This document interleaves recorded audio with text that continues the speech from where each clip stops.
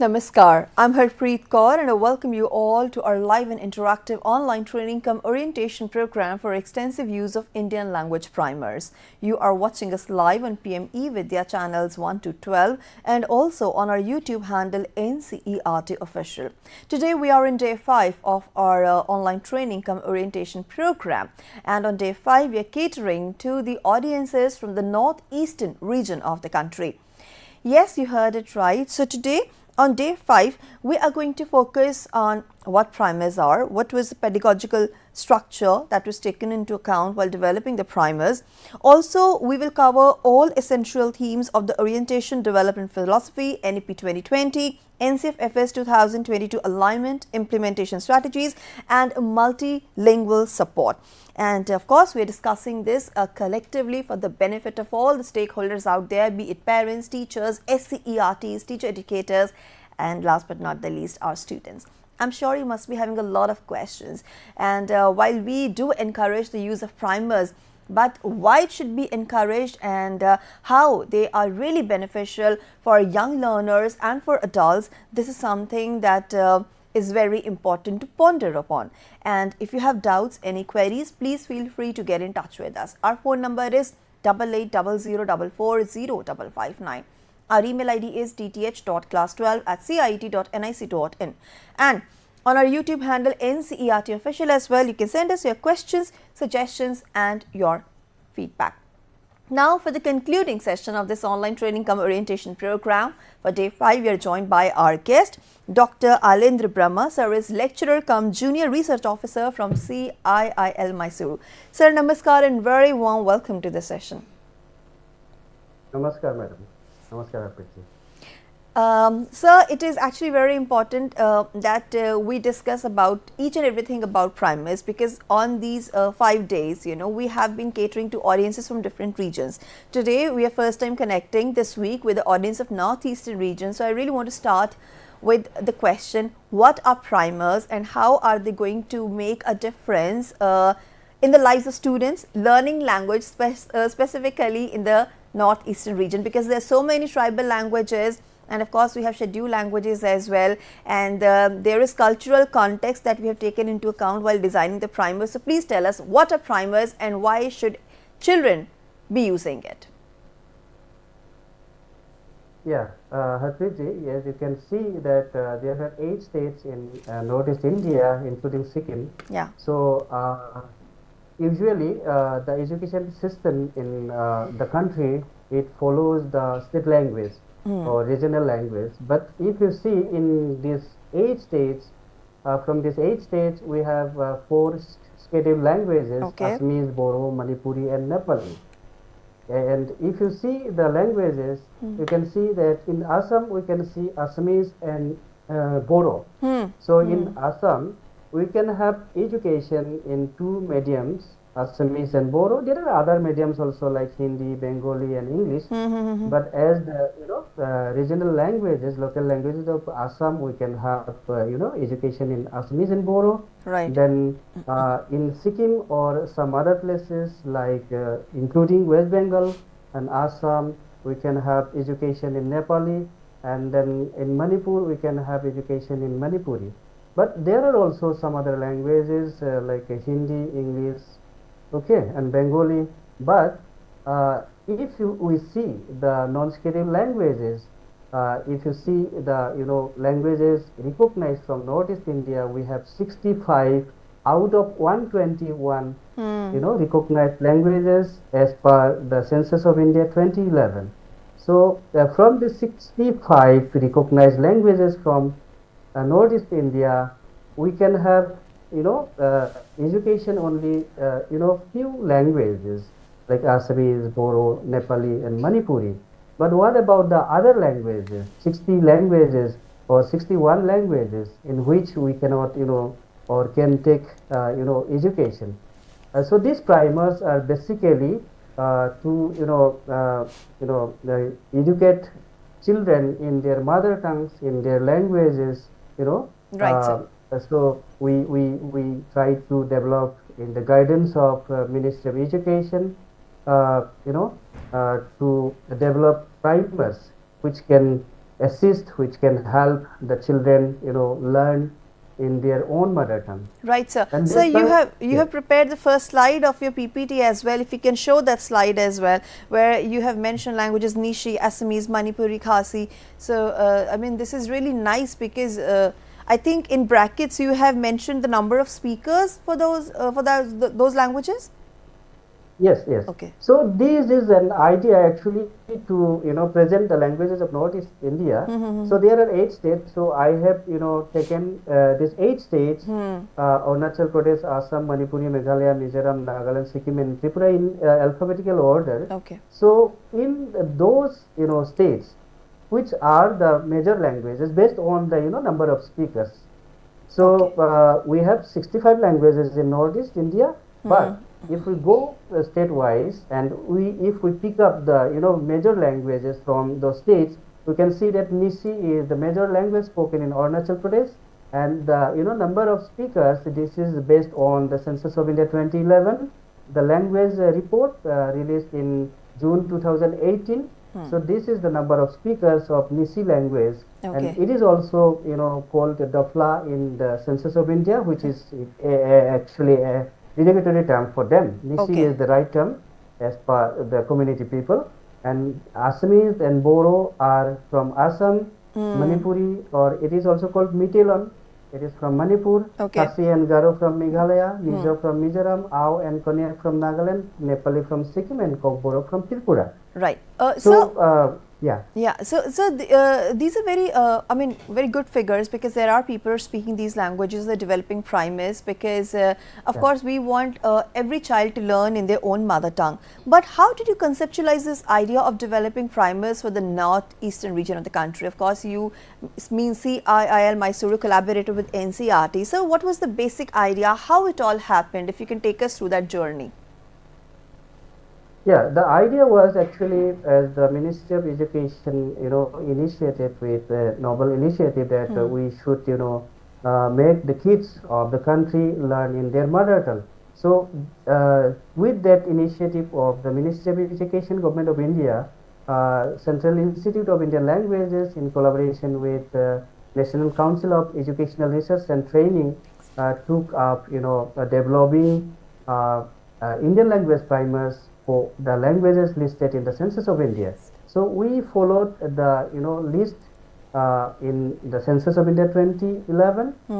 Accordingly, we picked up the languages, and we try to connect with stakeholders of those particular languages, the language authorities of that those languages. Like in some states, like in Assam, you can see that there are Sahitya Sabhas or language communities. There will be Assam Sahitya Sabha, Boro Sahitya Sabha, which are considered to be the authority stakeholder of the language. So we consulted those people, those associations, and again we can have like a literature board or literature society in Nagaland and Manipur. Like in Manipur, we can have like a Zime Literature Society. Those societies are the stakeholders, the authority of those languages. We try to consult, connect with them, and in with their help and assistance, we could develop the primers. The primers. Right. Yeah. And so I want to understand that because we have developed 121 language primers, of course, we want to develop more primers. We want to come up with the audio format as well.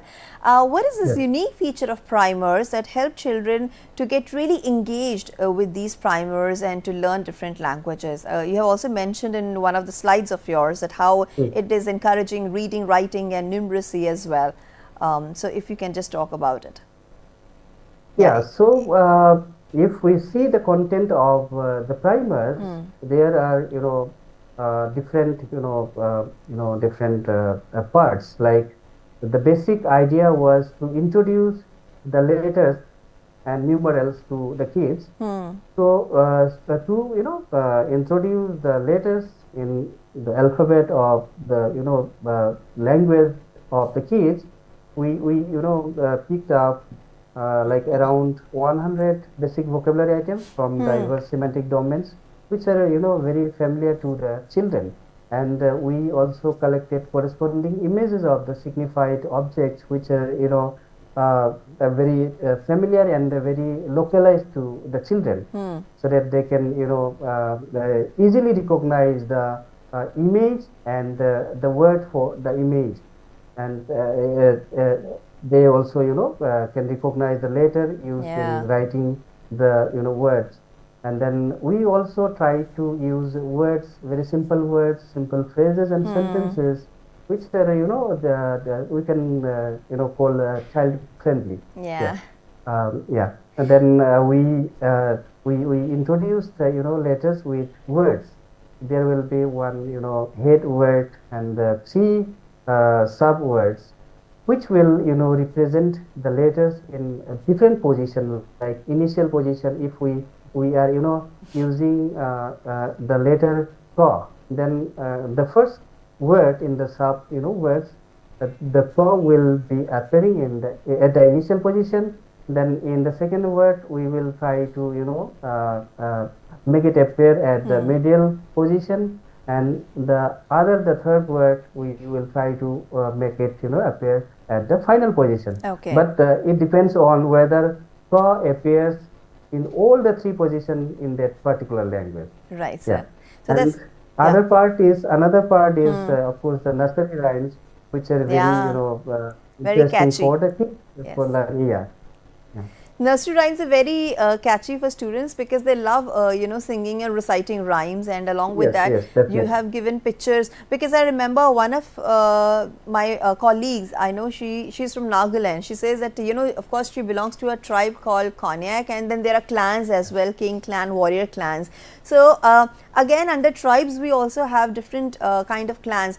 Now sir, it means there's so many languages. Do we have any table where you can just illustrate how many languages are there in different states? Because there are, I think, 63 primers for the northeastern region, I guess. Yeah, I have already mentioned that there are 65 languages mentioned in Census of India 2011 from Northeast India, but we have taken here 63 languages. Why only 63? I will also tell you about it. So from Arunachal Pradesh, we took 7 languages. Those are Adi, and the second is Idu, variety of Nismi language, then Monpa, Nokte, Nishi, Tangsa, and Wansu. Then from Assam we have Assamese, Boro, Deuri, Dimasa, Mar, Karbi, Mising, Raba, and Tiwa. From Manipur we took 15 languages: Anal, Gangte, Kabui, Rongme, Impom, Liangmai, Manipuri, Mao, Maram, Maring, Paite, Tangkhul, Tarukupi, Paiti, Jeme, and Jo. From Meghalaya we have 3: Garo, Khasi, and Koch. And from Mizoram we have Mizo, Lai, which is recorded as Poi. Okay. Actually, Poi is there. Actually, it's not the name of their language, accepted by them. They call themselves as Lai. Oh. In case of Lakher also, Lakher is mentioned in Census of India 2011, but they call themselves as Mara. So we use the terms used by them also. From Nagaland we have 16 languages: Angami, Ao, Chang, Chokri, Kujale, then Khiamnungan. Kujale is not there in the Census of India report. It is written as Kheza, but again, as in case of Poi and Lakher, they like the name Kujale. Then we have Khiamnungan, then Konyak. You already mentioned about this language. Then Kuki, Lotha, Pom, Pochuri, Dengma, Sangtam, Sami. Sami is also, the name used by themselves. It is recorded as Sema in the Census of India. Again, Yemchung is the name, used by the community people, whereas Yemchungre is, recorded in the Census of India. Okay. The other language is Jeme, for which we have, developed 2 primers, one for Manipuri with Manipuri meaning, and the other Nagaland with English meaning. So we have 64 primers for 63 languages. Okay. From Sikkim we have Bhutia, Lepcha, Limbu, Nepali, Rai, Sherpa, and Tamang. And from Tripura we have Vishnupriya Manipuri, Alam, Pogorok, and Mo. So 63 languages and 64 primers. But are there languages which you haven't covered for the primers? Pardon? I said 63 languages are there and you've developed 64 primers. Are there any languages that you haven't covered, that you haven't developed primers for? Yeah, these are Sakesang and Zeliang. Okay. But actually, we have developed for these languages also. Okay. So how? I can tell you, explain you that I have written here primers not developed for which any Indian languages. I have listed here Sakesang and Zeliang, and you can see the color of these languages. Yeah. So there are three parts: Cha, Ke, and Sang. Yes. An acronym for three languages. Oh. So Cha it represents Chang.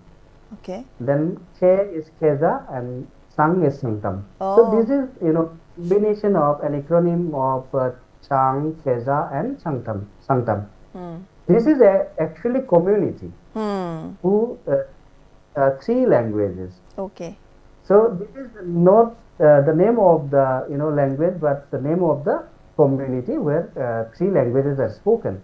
Likewise, we can have Zeliang. Here, Zeme and Liangmai. Okay. Two language communities are inside Zeliang. So it is an acronym of Zeme and Liangmai. All right. So it is not like we are not, we have not developed for these, communities, but we have developed, but not with these names. Not with these names, right. So, what about the script for all these primers? How did you decide which script to be used for what language? Please tell us about the same. Yeah, it actually follows like some kind of traditional use also. Like in some languages, they have already using some particular scripts. So which are accepted or recognized by the state government or the central government. Then we have gone with those scripts. But in case of some, there are some policies in states also, like in Manipuri. In 6 scheduled areas, they means the tribal people can use the Roman script like that, and there is not, we did not, face any problem as such, except, for Kokborok, because the decision of which script will be used for Kokborok, it is still pending. So, but as in practice, we have produced Kokborok primer with Bengali script. Here I can show you that 13 scripts are used in writing these 63 languages from Northeast India. Number one, it is called Rong Ami or just Rong. This is used in writing Lepcha language from Sikkim, and Bengali is used in writing Vishnupriya Manipuri and Kokborok languages spoken in Tripura and Assam. Then Devanagari is used in writing Bodo and Nepali. Rai script is used in writing Rai language from Sikkim. Kambota is a Tibetan, the script. It is used in writing Sherpa and Bhutia languages of Sikkim. Again, Tamil is used for a Sikkimese language called Tamang. Then Assamese is used in writing Assamese, then Deuri, Rabha and Poch. Then Burmese is used in, this is very interesting that Burmese script is used in writing one language from India that is called Mok language, M-O-G-H. It is used, spoken in Tripura. It is also spoken in Bangladesh and Myanmar.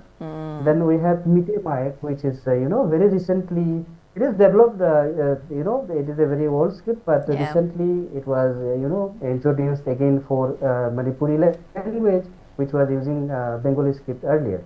That is called Mite Maek. Mite means the people, Mite people, Maek means the script. Yeah. Then Roman script is excessively used in writing, as much as 45, recognized languages of Northeast India.